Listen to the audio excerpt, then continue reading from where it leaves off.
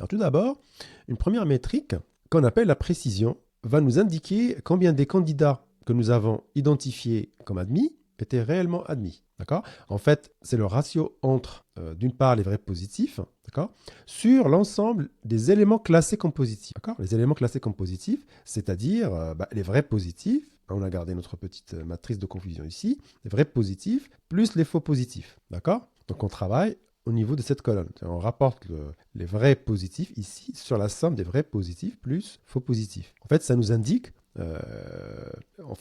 combien de candidats finalement que nous avons identifiés comme étant positifs étaient réellement positifs, en gros. Ici, on voit bien qu'on a détecté, on a fait plutôt une prédiction de 25 admis, d'accord, en vrai positif, mais en fait, sur un total de prédiction, enfin, la 25, c'est les vrais positifs, c'est-à-dire qui étaient réellement admis, mais en fait, on a détecté en tout 70 admis, d'accord? Et donc, le ratio ici est de 25 sur 70. C'est ce qu'on calcule ici. Donc, 25 sur 25 plus 45, ça fait guère que 0,36. D'accord? Ce taux est toujours compris entre 0 et 1.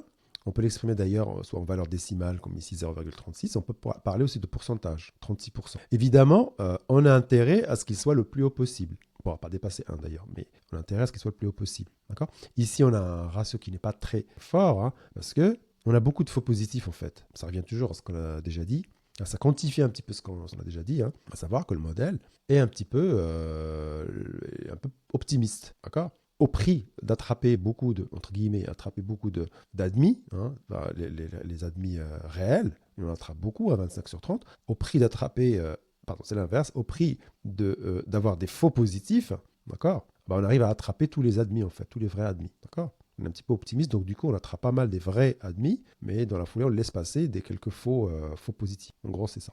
Alors, la deuxième métrique, c'est le rappel. Alors, cette fois, c'est un petit peu différent. Donc, au lieu de regarder ici, au niveau de cette colonne, on va regarder ici. C'est-à-dire, on va mesurer combien de candidats réellement admis, on voit bien que ça, c'est les réellement admis, combien de candidats réellement admis ont été détectés par le modèle. D'accord? Parce qu'en fait, rappelez-vous, on avait 30 admissions. D'accord? Et on a détecté 25, ce qui est pas mal. Donc ici, si on veut calculer ce ratio, c'est bien 25 sur 25%, 0,33. Donc on a bien un score, enfin un rappel, score de rappel plutôt, un rappel de 0,83. De la même manière, c'est un score qui est entre 0 et 1, et on a intérêt à ce qu'il soit le plus haut possible. Ici, on a un très bon score de rappel, d'accord? C'est-à-dire, on arrive à capturer la plupart des admis. Des admis réels, hein, qui étaient au nombre de 30, on arrive à attraper 25, ce qui est pas mal. Alors on voit bien que ces deux indicateurs, chacun de ces indicateurs va offrir des perspectives différentes sur la performance du modèle. La précision, ça va être plutôt la proportion des identifications positives, hein, en fait la proportion des identifications positives qui était effectivement correcte. Alors que le rappel va nous renseigner plutôt sur la proportion des positifs réels que le modèle a réussi à capturer.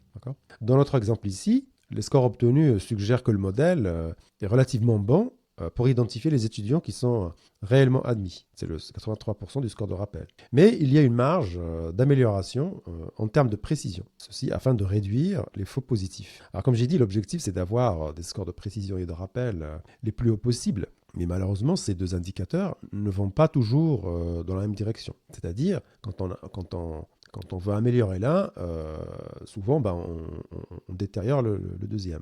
Alors pourquoi? Eh bien, c'est ce qu'on va voir tout de suite.